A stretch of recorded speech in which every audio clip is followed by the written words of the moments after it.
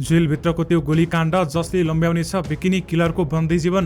कर्मचारी समायोजन मुद्दामा सर्वोच्चको आदेश के हो, यसबारे पुरै जानकारी। अङ्गीकृत नागरिकता बारेमा केपी ओलीले भने बिहे टिक्छ कि टिक्दैन हेर्नै पर्छ।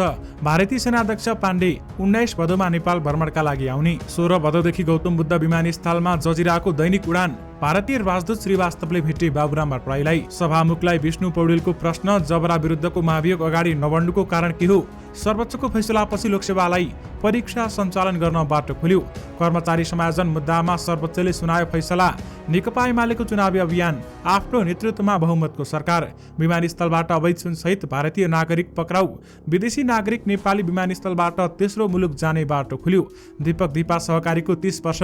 दीपक भन्छन्, तिमी भन्ने शब्द नभएको भए म शब्दको के अस्तित्व हुन्थ्यो र? महँगा फोनको प्रतिबन्धले आधा घट्यो मोबाइलको आयात। फोहोर व्यवस्थापनका लागि अनुगमन समिति बनाउने सरकारको तयारी। बाबुराम र वामदेवसँग पनि एउटै घोषणापत्र बनाएर जाने कुरा भइरहेको छ भन्दै वर्षमान पुनले भने। संसदीय चुनाव एक्लैले सामना गर्नुपर्ने चुनौती आयो भन्दै नेकपा एमालेका अध्यक्ष केपी ओलीको भनाई। पछिल्लो 24 घण्टामा नेपालमा थप 634 जनामा कोरोना संक्रमण पुष्टि, थप 1 जनाको मृत्यु। सिट बाँडफाँड बिहीबार टुङ्ग्याउने गठबन्धनमा सहमति। गृहमन्त्रीका पिएसओ माथि सुरु भयो छानबिन। उच्च अदालतको फैसला पारिवारिक दबाव आयो भन्दैमा सहमतिको सम्बन्धलाई बलात्कार भन्न मिल्दैन। पार्टी सिनियर नेताको अपमान गरेकोमा महामन्त्री शर्माको आपत्ति। टिकापुरको एउटै माग, रेशम सहित टिकापुर राजबन्दीलाई तत्काल रिहा। सत्ता गठबन्धनमा अझै मिलेन भागभण्डा। शीर्ष नेताहरूले एक्लै वार्ता गर्ने। लगानी बोर्ड कोषको लागि अर्थले छुट्यायो 20 करोड। लोकसेवा आयोगले अब परीक्षा लिन पाउने सर्वोच्चले बाटो खुलायो। माओवादीसँग चुनाव अघि एकता हुँदैन, आफ्नै चिन्ह लिएर लड्छौं भन्दै माधव कुमार नेपालको भनाई। देशभर मौसम बदली, हल्कादेखि मध्यम वर्षाको सम्भावना। सर्वोच्चले न्यायाधीश रेणुका शाहलाई बर्खास्त गर्नुको कारण माग्यो। यसबारे पुरै जानकारी पनि आजकै भिडियोमा। दर्शक महानुभावहरू नमस्कार। स्मार्ट खबरको न्युज बुलेटिनमा यहाँहरूलाई हार्दिक स्वागत छ।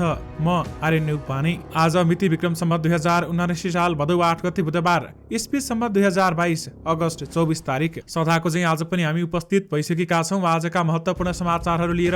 हामीलाई अन्तिमसम्म हेर्नुहोला अनि हाम्रो मेहनतका लागि यो भिडियोमा एउटा लाइक अवश्य गर्नुहोला। दर्शक महानुभावहरू, पलपलको न्युज अपडेटका लागि हाम्रो च्यानललाई सब्स्क्राइब गरी नजिकै आउने बेल आइकनलाई क्लिक गर्नुहोला।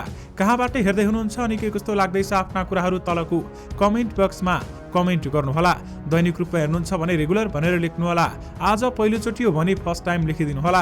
दर्शक महानुभावहरू, देशभित्रबाट हेरिरहनु भएको छ भने आफ्नो गाउँ, ठाउँ, सहर अनि जिल्लाको नाम लेखिदिनुहोला। विदेशबाट हामीलाई हेरिरहनु भएको छ भने कुन देशबाट हेर्नु भएको छ त्यो कुरा पनि तलको कमेन्ट बक्समा कमेन्ट गरिदिनुहोला। आउनुहोस् दर्शक महानुभावहरू, आजका मुख्य समाचार सुरु गरौँ। लोकसेवा आयोगले अब परीक्षा लिन पाउने सर्वोच्चले बाटो खुलाएको प्रसङ्गबाट। कर्मचारी समायोजन सम्बन्धी मुद्दामा संवैधानिक इजलासले लोकसेवा आयोगलाई परीक्षा रोक्नु भन्ने माग रिट निवेदन खारेज गरेको छ। सर्वोच्चको फैसलाले लोकसेवा आयोगलाई परीक्षा सञ्चालन गर्न बाटो खुलेको छ। कायम मुकायम प्रधान न्यायाधीश दीपक कुमार कार्की, न्यायाधीशहरू विश्वम्भ प्रसाद श्रेष्ठ, अनिल कुमार सिन्हा, बम कुमार श्रेष्ठ र टङ्कबहादुर मोक्तानको संवैधानिक इजलासले लोकसेवा आयोगलाई परीक्षा रोक्नु भन्ने माग भएको रिट निवेदन खारेज गरेको हो। लोकसेवा आयोगको परीक्षा रोक्नु भनी जति पनि रिट निवेदन दर्ता भएका थिए ती सबै खारेज हुने आदेश भएको छ। सर्वोच्च अदालतका प्रवक्ता विमल पौडेलले भनेका छन्, लोकसेवा आयोगलाई सबै रोकिएका विज्ञापनको प्रक्रिया अगाडि बढाउने बाटो पनि खुलेको छ भन्दै बताइएको छ। यानि कि लोकसेवा आयोगले अब परीक्षा लिन पाउने भएको छ भने सर्वोच्चले बाटो पनि खुला गरेको छ। नेकपा एमालेका अध्यक्ष केपी शर्मा ओलीले नेपाली पुरुषसँग विवाह गर्ने बित्तिकै विदेशी महिलालाई नागरिकता दिन नहुने बताएका छन्। मंगलबार नेकपा एमालेको पर्सा जिल्ला कमिटीले काठमाडौँमा आयोजना गरेको पार्टी प्रवेश कार्यक्रममा उनले विवाह गरेको केही अवधि राखेर मात्र नागरिकता दिनु उचित हुने बताएका हुन्। वैवाहिक अङ्गीकृतले आवश्यक समय पूरा गरेपछि नागरिकता प्राप्त गर्छ, त्यो जग्गैमै दिने होइन त अलिकति समय हेर्नु पर्यो, त्यो विवाह साँच्चै हो कि होइन भन्ने, त्यो टिक्छ कि टिक्दैन भन्दै ओलीजीले भन्नुभएको छ। ओलीले आफू गृहमन्त्री भएका बेलामा 2051 सालमै नागरिकताको समस्या समाधान गर्न धनपति उपाध्यायको नेतृत्वमा आयोग गठन गरेको बताएका छन् र त्यस्तै पछिल्लो पटक आफू प्रधानमन्त्री भएपछि नागरिकता विधेयक पेश गरेको तर माओवादी केन्द्रका अध्यक्ष पुष्पकमल दाहाल प्रचण्डले रोकी गरेको ओलीले आरोप लगाएका छन्। 2075 सालमा तत्कालीन ओली सरकारले प्रतिनिधि सभामा नागरिकता विधेयक पेश गरेको थियो। उक्त विधेयकमा सुरुमा वैवाहिक अङ्गीकृत नागरिकता दिन अवधि तोक्ने व्यवस्था थिएन भन्दै बताइएको छ। प्रतिनिधि सभाको राज्य व्यवस्था तथा सुशासन समितिले 22 महिनासम्म छलफलपछि प्रतिनिधि सभा बैठकमा पेश गरेको प्रतिवेदनमा भने वैवाहिक अङ्गीकृत 7 वर्षे प्रावधान राखिएको थियो।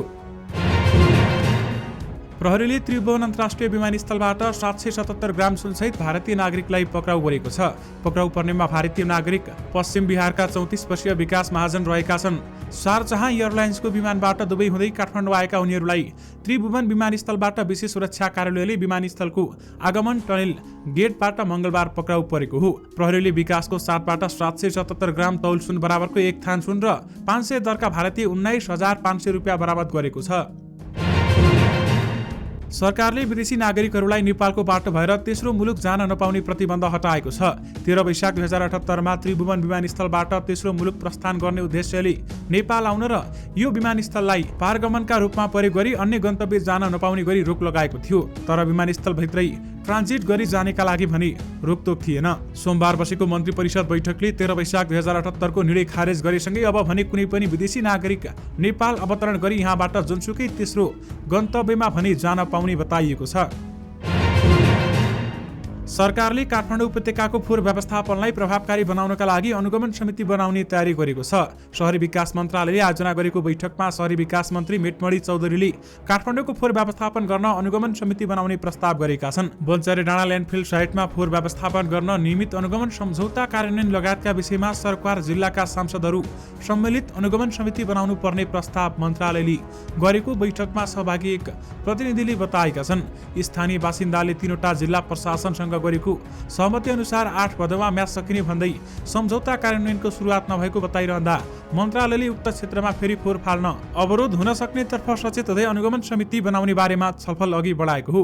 ककनी गाउँपालिकाका अध्यक्ष सुमन तामाङका अनुसार काठमाडौँ महानगरपालिका, ललितपुर महानगरपालिका, धादिङको दुनिवेशी नगरपालिका र नुवाकोटको ककनी गाउँपालिकाका प्रतिनिधि सहित छलफलमा सहभागी भएका थिए। यानि कि फोहोर व्यवस्थापनका लागि अनुगमन समिति बनाउने सरकारले तयारी गरेको छ। माओवादी केन्द्रका उपमहासचिव वर्षमान पुन अनन्तले आफ्नो दल र नेकपा एकीकृत समाजवादी बीच विचार र कार्यदिशामा समानता रहेको बताएका छन्। विचार मिलेकै कारण आसन्न 4 मङ्सिरको प्रतिनिधि सभा निर्वाचनमा साझा घोषणापत्र बनाउने सहमति दुई दलबीच भएको पनि उनले बताएका छन्। यस्तै एकता संयोजन समिति बनाउने र निर्वाचनपछि पार्टी एकता हुने सहमति आफूहरूबीच भइसकेको उनको भनाइरहेको थियो। माओवादी केन्द्र र एकीकृत समाजवादीको बीचमा विचारको समानता छ, राजनीतिक कार्यदिशामा पनि एकरूपता छ।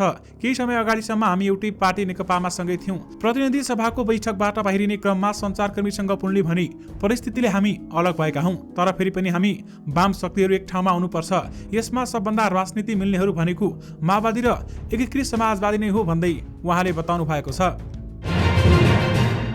संसदीय चुनावमा सत्ता गठबन्धन विरुद्ध एक्लै सामना गर्ने किसिमले नेकपा एमाले तयारी गर्ने भएको छ। स्थायी कमिटी बैठकमा अध्यक्ष केपी शर्मा ओलीले सत्ता गठबन्धन विरुद्ध एक्लै सामना गर्ने किसिमले तयारी थाल्नुपर्ने बताएका छन्। स्थायी कमिटी बैठकमा अध्यक्ष ओलीले कोहीसँग मिल्न जाने वा कसैलाई भित्राउने भन्दा पनि एक्लै चुनावको सामना गर्नुपर्ने चुनौती एमालेलाई आएको बताएका हुन्।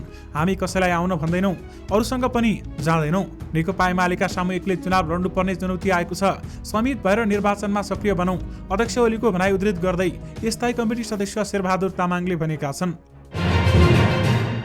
पछिल्लो 24 घण्टामा देशभर थप 634 जनामा कोरोना संक्रमण पुष्टि भएको छ। 4949 जनाको कोरोना परीक्षण गर्दा 634 जनामा कोरोना संक्रमण पुष्टि भएको स्वास्थ्य तथा जनसङ्ख्या मन्त्रालयले जनाएको छ। मन्त्रालयका अनुसार 2757 जनाको पीसीआर र 2192 जनाको एन्टिजन परीक्षण गरिएको थियो। हाल देशभर 4221 जना सक्रिय संक्रमित रहेका छन्। संक्रमणबाट पछिल्लो 24 घण्टामा 1 जनाको मृत्यु भएको छ भने यस्तै 417 जना डिस्चार्ज भएका छन्। आगामी निर्वाचनका लागि सिट बाँडफाँड टुङ्ग्याउन बसेको सत्ता गठबन्धनको बैठक पनि बिना निष्कर्ष टुङ्गिएको छ। प्रधानमन्त्रीको सरकारी निवास बालटारमा बसेको गठबन्धनका शीर्ष नेताको बैठकले आज फेरि पुनः बस्ने गरी टुङ्गिएको छ भने जनमोर्चाका नेता हेमलाल पुरीका अनुसार भदौ 9 गते भित्र सिट बाँडफाँड टुङ्ग्याउने सहमति भएको छ।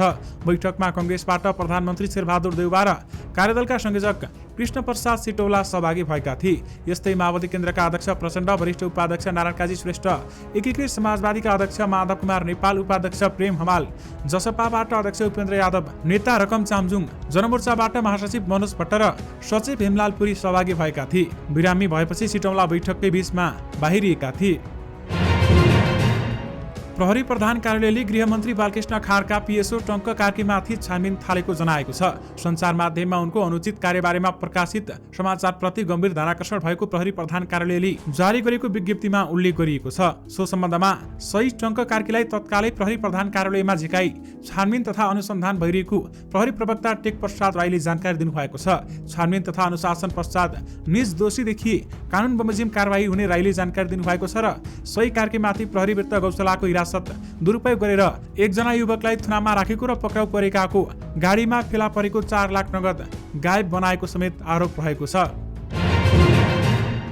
प्रेमीलाई जेल पठाउने कास्की जिल्ला अदालतको फैसला उल्टाइएको उच्च अदालत पोखराको फैसलाको पुनःपाठ सार्वजनिक भएको छ। मंगलबार सार्वजनिक भएको फैसलाको पुनःपाठमा बालबालिकाका बीचमा हुने प्रेम विवाह र यौन सम्बन्धलाई हेर्ने नजरमा परिवर्तन गर्नुपर्ने कुरा औँलाइएको छ। 28 पृष्ठ लामो 39 प्रकरणमा व्याख्या गरिएको फैसलामा पहिले सहमतिमै भएको यौन सम्बन्धलाई पछि पारिवारिक दबावका कारण वा मानसिक रूपमा परिवर्तन आएकै कारण जबरजस्ती करणी ठहर गर्न नमिल्ने व्याख्या गरिएको छ। साथै नारी पुरुष बीचको प्रेम सम्बन्ध दुवै प्राकृतिक भएको भन्दै प्रकृतिलाई आफ्नै रीत र नियममा चल्न दिनुपर्ने उल्लेख गरिएको छ। प्रेम सम्बन्ध पनि प्रकृति जस्तै एक शक्तिशाली सम्बन्ध र चक्र रहेको भन्दै प्रकृतिलाई एकछिन वा केही समय अवरुद्ध गर्न सकिए पनि सधैँ र सबैका लागि नियन्त्रण गर्न नसकिने फैसलामा उल्लेख गरिएको छ। विशेष गरी पारिवारिक दबाव आयो भन्दैमा सहमतिको सम्बन्धलाई बलात्कार भन्न मिल्दैन भन्दै उच्च अदालतले फैसला सुनाएको छ। नेपाली कंग्रेसका महामन्त्री विश्वप्रकाश शर्माले पार्टीको सिनियर नेताको अपमान हुने गरी भइरहेको प्रवृत्तिप्रति आपत्ति जनाएका छन्। नाम उल्लेख नगरी झापाका एक युवकले अग्रज नेताबारे अप्रीतिकर ढंगबाट टिप्पणी भइरहेको भन्दै उनले आफ्नै पक्षधर्ता भए पनि आफूले सकारात्मक रूपमा लिन नसक्ने बताएका छन्। अग्रज नेताबारेमा उच्याउने गरी भइरहेको गतिविधिलाई आफूले बारम्बार विनम्र ढंगले सम्झाउँदा र चेतावनी पनि दिँदा रूपान्तरण नभएपछि यसबारेमा सामाजिक सञ्जालमा पोस्ट गर्न बाध्य भएको महामन्त्री शर्माको भनाइरहेको छ। 5 दलीय गठबन्धनले कृष्ण प्रसाद सिटौला नेतृत्वको कार्यदललाई दिएको भन्दै पहिलो सातासम्मको दोस्रो समयसीमाभित्र पनि सिट बाँडफाँड अथवा भागभण्डा मिलाउन असफल भएको छ। प्रधानमन्त्रीको सरकारी निवास बालुवाटारमा बसेको शीर्ष नेता र कार्यदलका सदस्यहरू बीचको बैठकले आगामी मङ्सिरमा हुने प्रतिनिधि सभा निर्वाचनको सिट बाँडफाँड मिलाउन नसकेको हो। बैठकपछि बालुवाटारमा पत्रकारहरूलाई जानकारी दिँदै सरकारका प्रवक्ता समेत रहेका ज्ञानेन्द्र बहादुर कार्कीले सहमति जुटी नसकेको बताएका हुन्। अर्थ मन्त्रालयले लगानी बोर्ड कोषको लागि 20 करोड रुपैयाँ छुट्याएको छ। संस्थाको दिगोपनका लागि लगानी बोर्डले आफ्नै कोष र संगठन तथा व्यवस्थापन सर्वेक्षण समेत गरिसकेको छ। यसले संस्थामा खास गरी सरकारी कर्मचारीहरूको बारम्बार सरुवा, एक्सपर्ट पुलको अभाव लगायतका समस्या सम्बोधन गरी बोर्डका आफ्नै स्थायी कर्मचारीको समेत व्यवस्था गर्नेछ। संस्थाको सांगठिक सुदृढीकरणका लागि दृष्टिले यसलाई महत्त्वपूर्ण मानिएको छ। प्रधानमन्त्री अध्यक्षतामा शक्तिशाली बोर्ड भनिए पनि बोर्डको संस्थागत विकासका लागि कोष र सांगठिक सुदृढीकरण महत्त्वपूर्ण मानिएको छ। प्रारम्भिक चरणदेखि नै लगानी बोर्डले सहजीकरण र व्यवस्थापन गर्दै आएको बोर्डले प्राप्त गर्ने शुल्कहरू निजी सार्वजनिक साझेदारी तथा लगानी नियमावली 2077 ले पारदर्शी ढंगले व्याख्या गरेको छ। यानि कि लगानी बोर्ड कोषको लागि अर्थ मन्त्रालयले 20 करोड छुट्याएको छ। नेकपा एकीकृत समाजवादीका अध्यक्ष माधव कुमार नेपालले चुनावअघि माओवादी केन्द्रसँग एकताको सम्भावना नभएको बताएका छन्। संसद भवन नयाँ बानेश्वरमा सञ्चारकर्मीसँग कुरा गर्दै उनले आफूहरू नेपालमा कम्युनिस्ट पार्टीहरूलाई एकताबद्ध गर्ने अभियानमा लागेको बताएका छन्। उनले भने, अहिले हामीले चुनावलाई केन्द्रमा राखेका छौँ, कम्युनिस्ट आन्दोलनलाई एकताबद्ध गर्छौँ, माओवादीसँग कसरी मिलेर जाने भन्ने बारेमा छलफल गर्छौँ। चुनावअघि एकताको सम्भावना छैन, आफ्नो पार्टी आफ्नै चुनाव चिन्हबाट चुनाव लडिन्छ भन्दै माधव कुमार नेपालले बताउनु भएको छ। आज देशभर आंशिकदेखि सामान्य बदली रही केही स्थानमा मेघगर्जन चट्याङसहित हल्कादेखि मध्यम वर्षाको सम्भावना रहेको छ। जल तथा मौसम विज्ञान विभागका अनुसार देशभर आंशिकदेखि सामान्य बदली रही प्रदेश नम्बर 1 मध्य प्रदेश, बागमती र लुम्बिनी प्रदेशका केही स्थानमा र बाँकी प्रदेशका थोरै भूभागमा मेघगर्जन चट्याङसहित हल्कादेखि मध्यम वर्षाको सम्भावना रहेको समेत बताइएको छ। सर्वोच्च अदालतले उच्च अदालतकी न्यायाधीश रेणुका शाहलाई पदबाट बर्खास्त गर्नुको कारण पेश गर्न न्याय परिषदको नाममा आदेश जारी गरेको छ। न्यायाधीश ईश्वर प्रसाद खतिवडाको इजलासले शाहलाई न्याय परिषदका अध्यक्ष समेत रहेका प्रधान न्यायाधीश, कानुन मन्त्री, सर्वोच्च अदालतका वरिष्ठतम न्यायाधीश र 2 जना न्याय परिषदको सदस्यको नाममा आदेश जारी गरेको हो। सर्वोच्चले शाहले माग गरेको अन्तरिम आदेश दिन भनी अस्वीकार गरेको छ। उच्च अदालतको न्यायाधीश हुन योग्यता नपुगेको भन्दै न्यायाधीशले शाहलाई बर्खास्तको सिफारिस गरेको थियो। बर्खास्तमा परेपछि रिट निवेदन लिएर शाह सर्वोच्च अदालतमा पुगेकी हुन्। सरकारले $300 भन्दा महँगा मोबाइल फोनमा आयातमा प्रतिबन्ध लगाएपछि स्मार्टफोनको आयात झण्डै आधा घटेको छ। साउन महिनामा 3,33,779 वटा मात्रै स्मार्टफोन र बार फोन आयात भएका छन्। भन्सार विभागका अनुसार 2078 को साउनमा 6,67,000 फोन आयात भएको थियो। गत 2 साउनमा अर्थ 71 करोड मूल्य बराबरका फोन आयात भएका थिए, तर अघिल्लो वर्षको साउनमा यस्तै आयातमा 4 अर्ब 82 करोड रुपियाँ खर्च भएको थियो। यस्तो लाग्छ दीपकराज गिरी र दीपाश्री निरौला एक अर्काका पर्याय हुन्। रियल र रियल जीवनमा पनि उनीहरूको रसायन मिल्छ। यति बेला दीपक दीपा फिल्म छक्का पंजा 4 को सुटिङमा व्यस्त रहेका छन्। मंगलबार नै दीपाको 47औं बर्थडे दीपकले फेसबुकमा दीपासँगको युगल तस्बिर सेयर गर्दै जन्मदिनको शुभकामना समेत दिएका छन्। एक किसिमले यो बर्थडे शुभकामना भन्दा पनि बढी दुवैको 30 वर्ष लामो सहकार्यको एउटा समीक्षा पनि हो, जसलाई दीपकले भावुक ढङ्गमा उतारेका छन्। धनिया र रामविलासदेखि सुरु भएको आफ्नो करियरलाई दीपकले सिंहावलोकन गरेका छन्। दर्शक महानुभावहरू दीपकले लेखेका छन्, हरेक वर्ष झैं आजको दिन मलाई कसैसँग शब्दहरू सापट्टि माग्न मन लाग्छ, किनकि मेरा स्मरणमा रहेका शब्दहरूले तिम्रो गुणगानको भारी बोक्न सक्दैनन्। मेरा हातमा रहेका हरेक उपलब्धिहरूमा तिम्रो नाम जो कुदिएको छ। हेर्दा हेर्दै अब त 30 वर्ष पनि बितेछ। तिमी धनिया बनेर आएकी थियौ र म रामविलास घर घरमा चर्चित बन्न पुगेको थिएँ। टेलिभिजनको सानो पर्दा हुँदै सिनेमाको कठिन यात्रामा तिमी थियौ। म जस्तो अव्यावहारिक मानिसलाई जीवन सिकाउने तिमी नै थियौ। आफ्नो उपलब्धिमा भन्दा मेरो प्राप्तिमा खुसी हुने मान्छे तिमी नै थियौ। समाजमा तिता प्रश्नहरूको पीडालाई झेलेर लगातार साथ दिने पनि तिमी नै थियौ। यो तिम्रो भन्ने शब्द नभएको भए म भन्ने शब्दको के अस्तित्व हुन्थ्यो र? त्यसैले आजको तिम्रो जन्मदिन तिम्रो होइन मेरो जस्तो लाग्छ। ह्यापी बर्थडे टु यु होइन टु मी भन्न मन लाग्छ। आफ्नो आँखामा आँसुको भारी बोकेर अरूको आँसु पुस्ने यस्तो अनमोल साथीलाई जन्मदिनको लाखौं लाख शुभकामना भन्दै दीपकराज गिरीले दीपाश्री निरौलाको बारेमा लेखेका छन्। सर्वोच्च अदालतले कर्मचारी समायोजन सम्बन्धी मुद्दामा मंगलबार फैसला सुनाइसकेको छ। समायोजन अन्यायपूर्ण भएको भन्दै कर्मचारीहरूले दायर गरेको रिटमा कायम मुकायम प्रधान न्यायाधीश दीपक कुमार कार्की, न्यायाधीशहरू विश्वम्बर श्रेष्ठ, अनिल कुमार सिन्हा, बम कुमार श्रेष्ठ र टंकबहादुर मोक्तानको संवैधानिक इजलासले फैसला सुनाएको हो। संवैधानिक इजलासले समायोजन सम्बन्धी 98 मुद्दामा मंगलबार नुडी सुनाउने भनी तोकेको थियो र जसमध्ये कतिपयको रिट खारेज भएको छ भने कतिपय मुद्दामा निवेदकको माग अनुसार रिट जारी गरेको छ। निवेदन खारेज भएका मुद्दामा निवेदक कर्मचारीहरू अहिले बहाल भएकै स्थानमा काम गर्नुपर्ने, त्यस्तै रिट जारी भएका मुद्दामा निवेदक कर्मचारीहरूको समायोजन बदल भएको छ। अब सरकारले अदालतको आदेश अनुसार उनीहरूको व्यवस्थापन गर्नुपर्नेछ। यद्यपि सर्वोच्च अदालतबाट आदेशको लिखित रूप भने आएको छैन। नेकपा एमालेका उपाध्यक्ष विष्णु पौडेलले प्रधान न्यायाधीश चोलेन्द्र शमशेर जबरा विरुद्धको महाभियोग 6 महिनासम्म पनि अगाडि नबढ्नुको कारण मानेका छन्। महाभियोग सिफारिस समितिको सिंहदरबारमा बसेको दोस्रो बैठकमा एमाले उपाध्यक्ष पौडेलले सभामुख अग्निप्रसाद सापकोटाले कारण दिनुपर्ने बताएका हुन्। यो समितिको पहिलो बैठक भदौ 1 गते बसेको थियो। त्यहाँ बैठकमा उपाध्यक्ष पौडेल अनुपस्थित थिए। मंगलबार बसेको दोस्रो बैठकमा उपस्थित भएर उनले महाभियोग 6 महिनासम्म अगाडि नबढ्नुको कारण थाहा पाउनुपर्ने पनि बताएका हुन्। महाभियोग दर्ता भएपछि सदन नचलेको भए 15 दिनभित्र बोलाउनु पर्ने र चलेको भए 3 दिनभित्र प्रस्ताव अघि बढाउनु पर्ने प्रावधान उल्लङ्घन भयो उनले भने। सदन चलिरहेको अवस्थामा 6 महिनासम्म छलफलमा नल्याउनु सिरियस विषय हो। अहिले यो महाभियोग किन ल्यायो भन्ने प्रश्न उठेको छ भन्दै बताइएको छ। यानि कि जबरा विरुद्धको महाभियोग अगाडि नबढ्नुको कारण के भन्दै सभामुखलाई विष्णु पौडेलले प्रश्न गरेका छन्। नेपाल समाजवादी पार्टी नेसपाका अध्यक्ष बाबुराम भट्टराईसँग नेपालका लागि भारतीय राजदूतले भेटघाट गरेका छन्। नवनियुक्त भारतीय राजदूत नवीन श्रीवास्तवले टोखास्थित भट्टराई निवासमा पुगेर शिष्टाचार भेट गरेका हुन्। सामाजिक सञ्जाल मार्फत तस्बिर सार्वजनिक गर्दै भट्टराईले नेपाल र भारतका बीच आपसी हितका विषयमा विचार विमर्श भएको समेत उल्लेख गरेका छन्। भैरवाको गौतम बुद्ध अन्तर्राष्ट्रिय विमानस्थलमा अब दैनिक अन्तर्राष्ट्रिय उडान हुने भएको छ। अहिले साताको 3 उडान गरिरहेको जजिरा एयरबेजले 1 सेप्टेम्बर 16 भदौदेखि दैनिक उडान गर्ने गरी सातामा उडान संख्या 7 पुर्याउन लागेको नेपाल नागरिक उड्डयन प्राधिकरणका प्रवक्ता जगन्नाथ निरौलाले जानकारी दिनुभएको छ। गौतम बुद्धमा यात्रुको उपलब्धता उहाँहरू उत्साहित हुनुहुन्छ। उनले भने सोही अनुसार उडान थप हुन लागेको हो। जजिराले गौतम बुद्ध विमानस्थलमा उडान गरिरहेको छ। जजिराले कुवेतबाट काठमाडौँ र भैरवा दुवै विमानस्थलमा नियमित उडान गरिरहेको छ। सुन्धारा स्थित केन्द्रीय कारागारको गोलघरमा रहेका सिरियल किलर चार्ल्स सेभराज गुरुबुकले साउन अन्तिम साता आफूलाई भेट्न आएका एकजनालाई भनेका थिए अब 2 देखि 3 सातामा थुनामुक्त हुँदैछु। आगन्तुकलाई मात्र होइन, निरीक्षणका लागि कारागारभित्र छिर्ने सुरक्षा अधिकारीलाई पनि 78 वर्षका शोभराजले उही कुरा सुनाउने गरेका छन्। अधिकृतहरूका अनुसार शोभराजको आफ्नो कुरामा यति विश्वस्त सुनिन्छन् कि उनको स्वभाव थाहा नहुनेले सहजै उनलाई पत्याइदिन्छन्।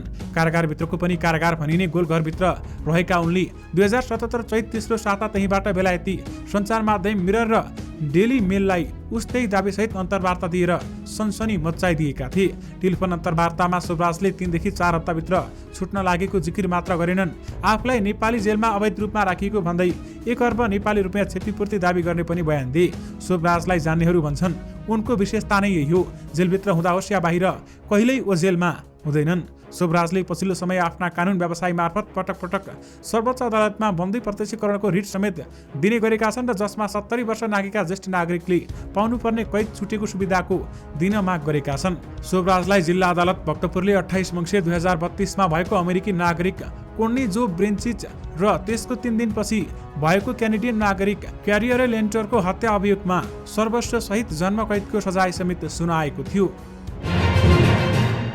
भारतीय स्थल सेनाका प्रमुख मनोज पाण्डे 19 भदौमा 5 दिने नेपाल भ्रमणका लागि काठमाडौँ आउने भएका छन्।